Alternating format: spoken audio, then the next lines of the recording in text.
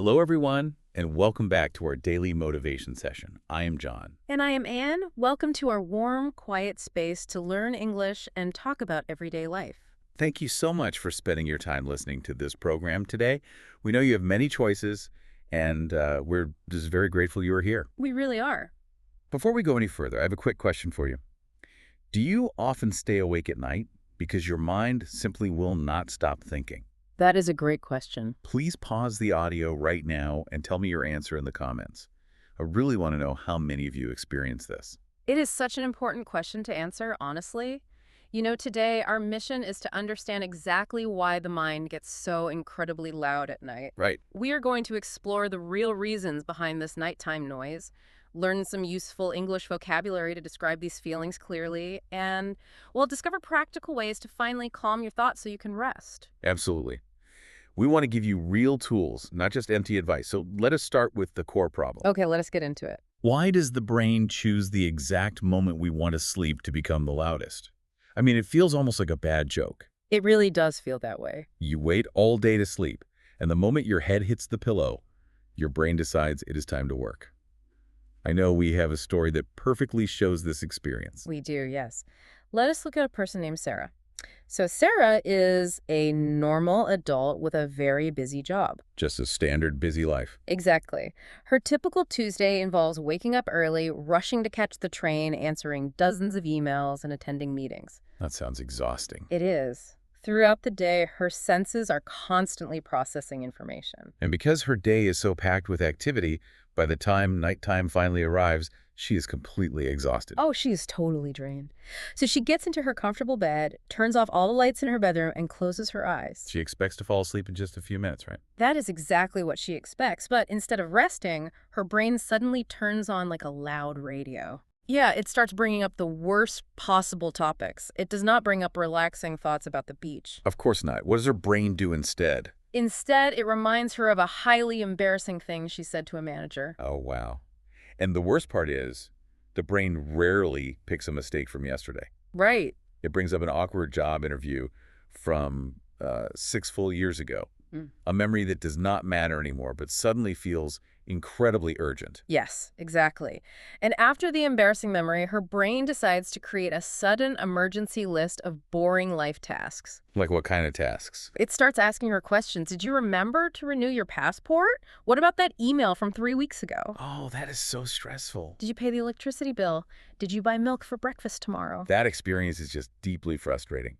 Her brain is bringing up boring tasks and ancient memories at the absolute worst time. It really is. If we look closely at this, there is a very logical reason why the brain does this. It is directly connected to how Sarah lives during her daytime hours. That is the key right there. During the day, we are entirely too busy to listen to our own internal thoughts. Right, there's just too much going on.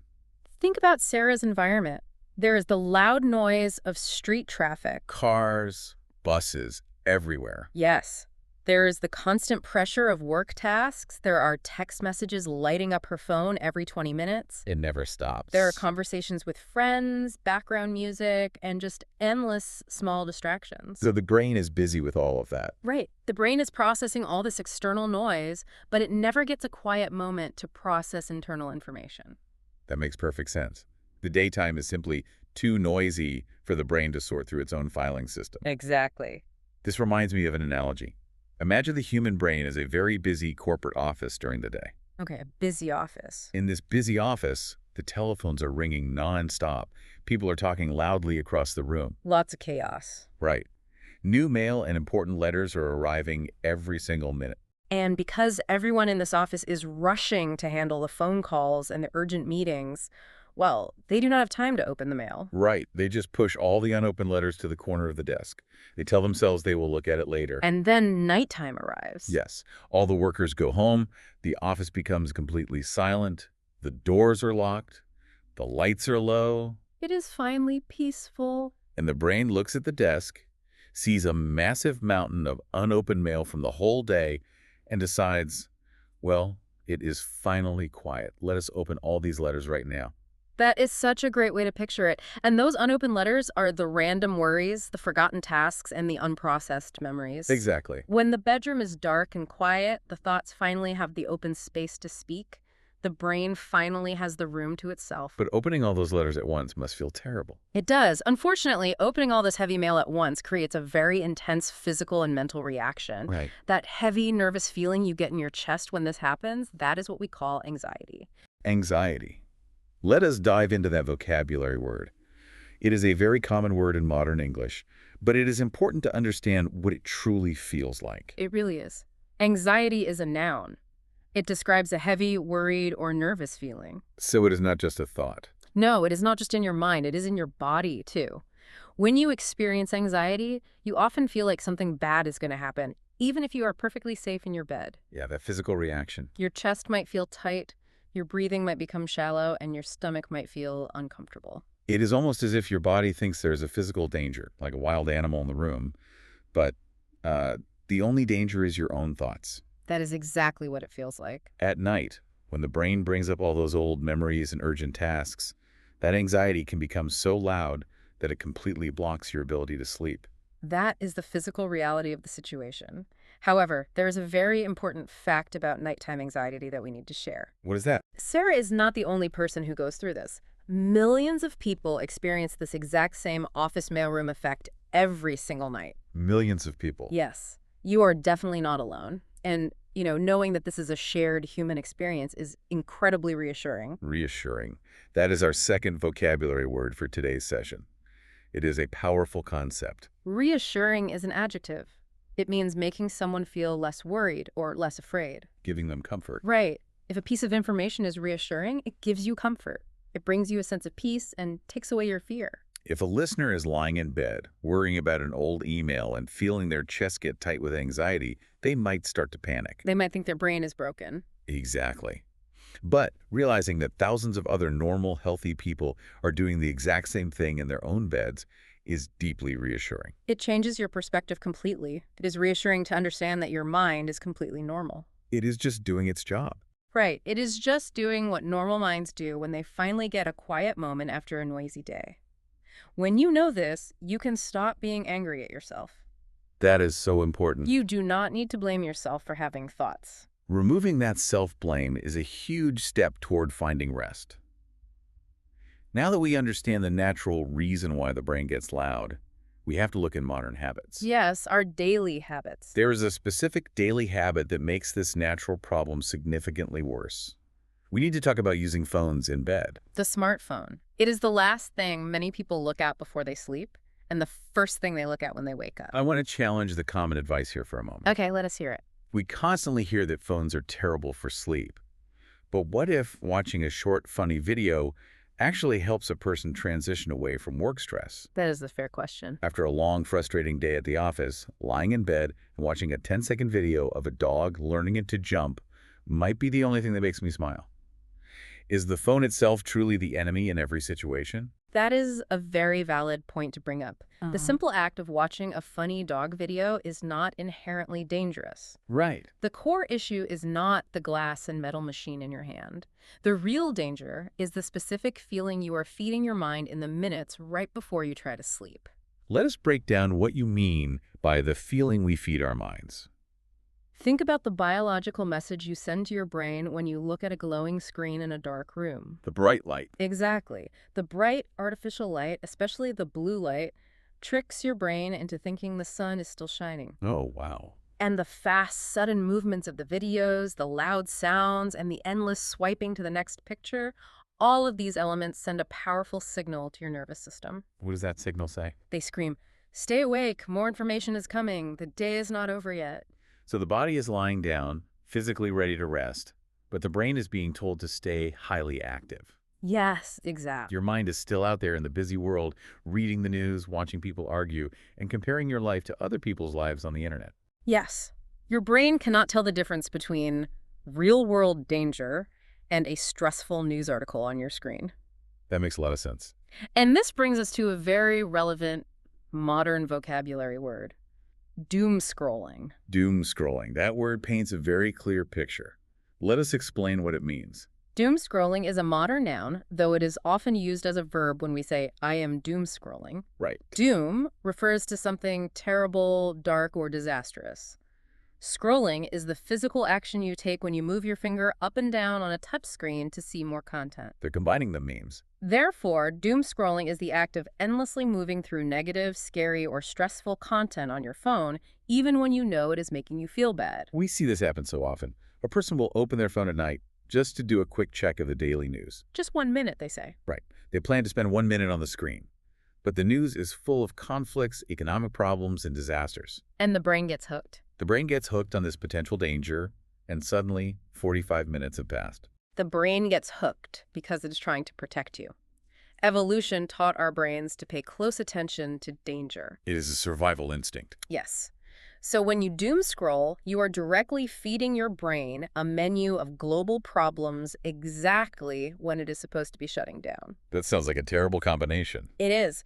If you feed your brain chaos, your mind will respond with chaos. You are forcing it to process heavy, complicated information in the dark. And when you force the brain to process all that heavy information, it creates a very distinct, uncomfortable state in the body. It certainly does. This brings us to another excellent vocabulary word to describe this feeling. Wired. Wired is an adjective, and it perfectly describes the consequence of doom scrolling. How would you describe feeling wired? When you feel wired, it means your nervous system is buzzing with energy. Yeah. You feel highly awake, alert, and full of nervous tension. Like you drank too much caffeine. Exactly. It is the exact feeling you get if you drink 3 large cups of coffee in a row. The most frustrating part of feeling wired at night is the contrast with your physical body. Oh, definitely. You can lie in bed feeling like your arms and legs are made of heavy stone because you worked so hard all day, your muscles are exhausted. But your mind is not. Right, but your mind feels wired. It is spinning at maximum speed. Being tired and wired at the same time is a miserable experience. Your body wants sleep, but your brain is preparing for an emergency. So, we have to look at the practical takeaway for the listener. We established that watching a cute dog video is not a crime. No, it is not. We do not need to throw our expensive phones into the ocean. But what is the boundary? The boundary is a simple but strict rule. No chaos before sleep. No chaos before sleep. Let us unpack the word chaos. Okay. Chaos means total confusion, disorder, and loud disruption. Heh. We want to aim for calm, predictable feelings before we close our eyes. Yes. You must ask yourself a very honest question when you are holding your phone in bed. What should they ask? Ask, what kind of emotion is the screen giving me right now? That is a good test. If the content is making you laugh gently, that might be okay. But if the content is bringing chaos, if it makes you feel angry, scared, or tense, it is time to put the device completely out of reach. We know the brain naturally wants to review the day's unread mail. We also know that feeding it the chaos of doom scrolling makes it feel wired. Exactly. So, if we take away the phone, what is a healthy, active way to handle the thoughts that still show up?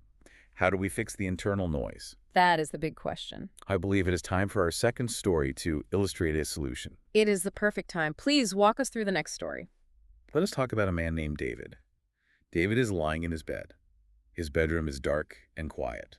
So he set up a good environment? He did. He's being very disciplined. He left his phone in the kitchen. He is fully following the rule of no chaos before sleep. That is excellent. However, despite doing the right things with his devices, David is still suffering from racing thoughts. Let us pause to clearly define that phrase. What exactly are racing thoughts? Racing thoughts are fast, uncontrollable thoughts that jump rapidly from one topic to another. Like a race. Yes, imagine several runners in a race, speeding past each other. That is what the thoughts are doing. Can you give an example of his thoughts? Sure. David's mind jumps from the big presentation he has tomorrow morning to suddenly wondering if he locked the front door. Very common. Then, he remembers a strange conversation he had in high school 10 years ago, and then zooms right back to tomorrow's presentation. The thoughts simply will not stop moving. That mental running is completely exhausting. It really is. If he cannot look at a screen to distract himself, what tool does David use to slow down these racing thoughts and finally find peace? David uses a highly effective practical tool called a brain dump. A brain dump. Yes. A brain dump requires nothing but a simple piece of paper and a pen. No technology required. None at all. It is the process of writing down absolutely everything that is currently bouncing around in your mind. Everything. Yeah. You literally dump or empty the contents of your brain onto the physical paper. When David does this, what does he actually write? Is he trying to write a positive, happy diary entry to make himself feel good? Not at all. The content does not matter. Only the act of writing matters. So it can be anything. Yes, David writes down the good, the bad, and the ugly. He starts by writing a frustrated sentence about the terrible traffic he sat in that afternoon. Getting the frustration out. Right. Then he writes a mundane reminder, buy milk and eggs tomorrow. Just a normal task. Next, he writes down a silly, irrational worry. Did my boss look at me funny today? He just keeps writing until the pressure in his head starts to feel a little bit lighter. This is a brilliant strategy for anyone struggling with nighttime anxiety. Let us analyze the mechanics of why this simple tool works so incredibly well. It all comes down to how the brain handles unfinished business. Unfinished business. Sometimes the brain repeats things on a loop because it is terrified that you'll forget them. Like it is trying to help. Exactly. The brain thinks, David absolutely needs to buy milk tomorrow. If he forgets, he will have no breakfast. I must remind him immediately. Milk, milk, milk. Oh, wow. The brain is acting like a strict guard holding on to the information. It is a survival mechanism. The brain is trying to be a helpful assistant, making sure you do not fail your tasks, but it is actually keeping you awake and causing you distress. Exactly. But when David takes his pen and writes the words buy milk on the piece of paper, a fascinating psychological shift happens. What changes? The information has been moved from his internal memory to an external physical location. The paper. Yes. The brain registers the paper and realizes the information is safe now. It is stored on the paper. I do not need to guard it anymore. I can stop reminding him. That is amazing. And once the brain feels the information is secure, it finally allows itself to relax. You are essentially giving your brain official permission to clock out of work for the night. Exactly. You are telling your internal assistant, I have this written down, you are dismissed. But this brings up a practical concern many learners might have. Does a brain dump need to be written beautifully? Good question. Does David need to worry about using perfect English grammar or spelling? Absolutely not. And I want to emphasize this point heavily. A brain dump does not need correct grammar. So do not worry about spelling. Exactly. It does not need beautiful handwriting. You are not writing an essay for a teacher. Right. You are not keeping a beautiful gratitude journal to show how thankful you are for the universe. Yeah. It is completely private. So it can just be a chaotic mess of messy words and frustrated feelings. Yes. The only purpose of the paper is to act as a container for your heavy thoughts. A container. I like that. You can write single disconnected words. You can draw rough shapes. You can write half of it in your native language and half of it in English. It truly does not matter. It truly does not matter. You are just moving the heavy weight from your mind onto the page so your brain can become light enough to float into sleep. That is a tool anyone can use immediately tonight. So once you have emptied the internal noise using a brain dump and you have put away the digital chaos of your phone, what is the next step? The next step is about your physical surroundings. You must ensure that the physical environment around you is sending the correct signals to your biological systems. The signals around you. Your room needs to actively invite sleep. The physical environment is incredibly important, and it often leads to what many couples call the thermostat war. Oh, the thermostat war. That is a very real conflict in many homes. It really is. Let us explain what a thermostat is.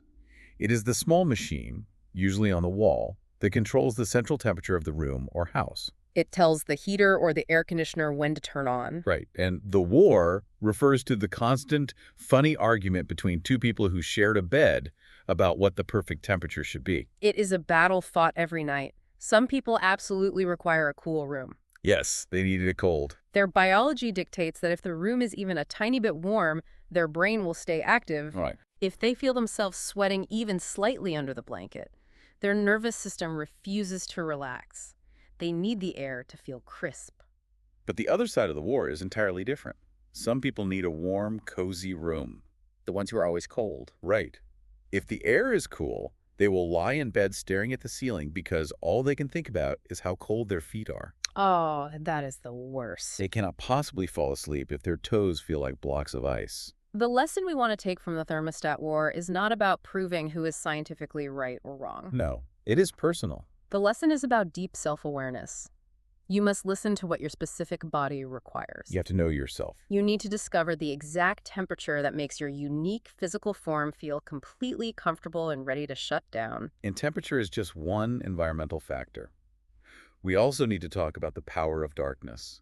Light is perhaps the strongest biological signal the human brain receives. It is the ultimate clock for the body, and we are not just talking about the bright screen of a phone. Even small lights? Even a remarkably small amount of light can disrupt the process. Like what?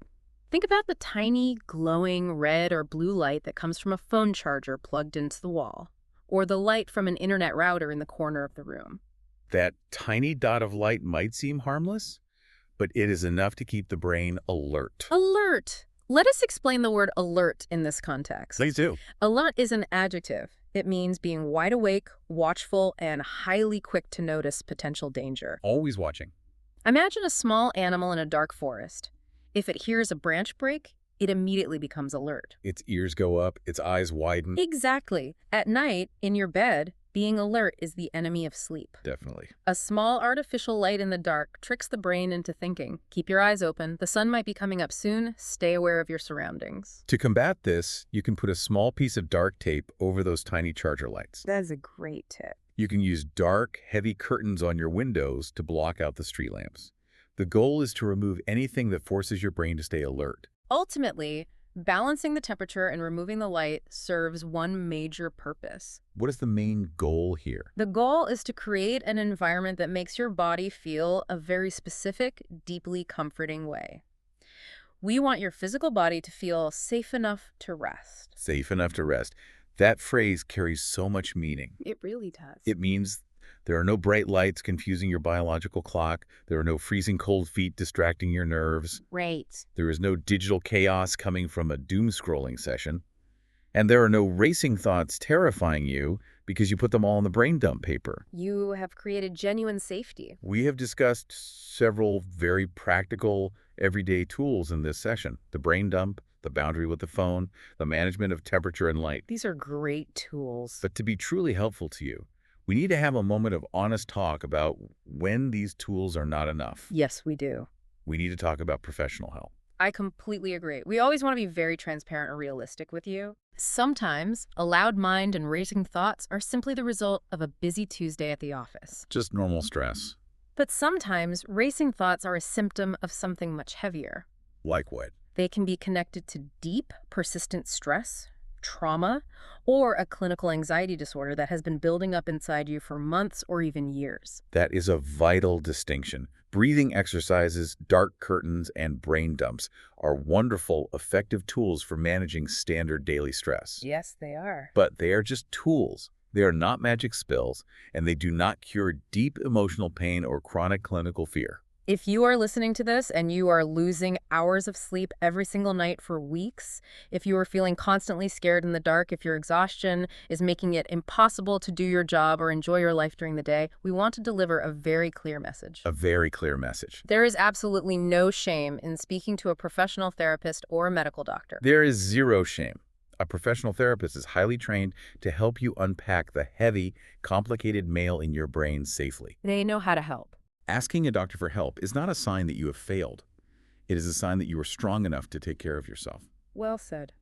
Everyone deserves to feel safe enough to rest, and sometimes achieving that requires professional guidance. Thank you for highlighting that. It is a message more people need to hear. Absolutely. Now, before we conclude our deep dive today, I want to pivot slightly and provide you with some highly practical English-speaking practice. I think the listeners will love that. The way we talk about our problems directly affects how we feel about them. Let us look at some softer, more natural B1 level English sentences you can use to describe your feelings when you are tired. I love this concept. When we are lying in bed, frustrated and awake, we tend to use very aggressive, angry language toward ourselves. We do. Changing our vocabulary can actually change our internal emotional state. Exactly. The words you choose matter. For example, many English learners will try to express their frustration by saying, "My brain is not stopping." I hear that one a lot. While this sentence is grammatically understandable, it sounds a little bit mechanical, as if you are talking about a broken engine in a car. What is a more natural, gentle way they could express that same feeling? Instead of saying, "My brain is not stopping," try saying, "My mind won't calm down tonight." My mind won't calm down tonight. That sounds incredibly different. It does, It right? sounds much softer and more human. It acknowledges the difficult feeling without sounding angry or hostile toward your own brain. It removes the blame. Here is another common one. When people are overwhelmed by their thoughts, they often say, I am thinking too much. That is probably the most common phrase people use. How can we elevate that to sound more natural? Instead of the basic phrase, I am thinking too much, you can use a great single word. You can say, I am overthinking everything. I am overthinking everything. That is an excellent word to learn. It really captures the feeling. The prefix, over, simply means too much or beyond the normal limit. So overthinking means analyzing small details, far too much. That is exactly how native speakers describe the experience of racing thoughts. Yes, it is a perfect fit. And for the final sentence, we often hear people get very frustrated and declare, I need to stop thinking. I need to stop thinking. Whenever I hear someone say that, it sounds like they're preparing for a boxing match. It does sound like a fight. It sounds like a fight. You are going to war with your own biology. And the truth is, you cannot simply force your brain to shut down by commanding it to stop. You are exactly right. Commanding your brain to stop creates stress, and stress creates cortisol, which keeps you awake. It is a fight you will always lose. So what should they say instead? So instead of using aggressive language like, I need to stop thinking, try saying this instead, I need to give my mind a place to rest. I need to give my mind a place to rest. Wow. That completely transforms the situation. It changes everything. It changes the atmosphere from a violent battle into an act of gentle care. You are not fighting your mind. You are guiding it to a safe location, much like you would gently put a tired, crying child into their bed. Exactly. Let us repeat those three natural, softer sentences one more time so you can practice them. Great idea. I will say them slowly. First, my mind won't calm down tonight. Very natural. Second, I am overthinking everything. Also great. Third, I need to give my mind a place to rest. Excellent. Using these softer, compassionate sentences will help you be much kinder to yourself when you are exhausted and frustrated in the dark. As we finally come to the end of our deep dive conversation today, I want to leave you with one final thought. Consider it a small personal challenge for you to try this evening. A challenge for tonight. What should they do? Tonight, when you finally get into your bed and turn off the last light in the room, I want you to pay very close attention to exactly how your body feels in that specific, quiet moment. Just observe it. Yes. Do you feel your muscles sinking into the mattress, relaxed and ready to accept sleep?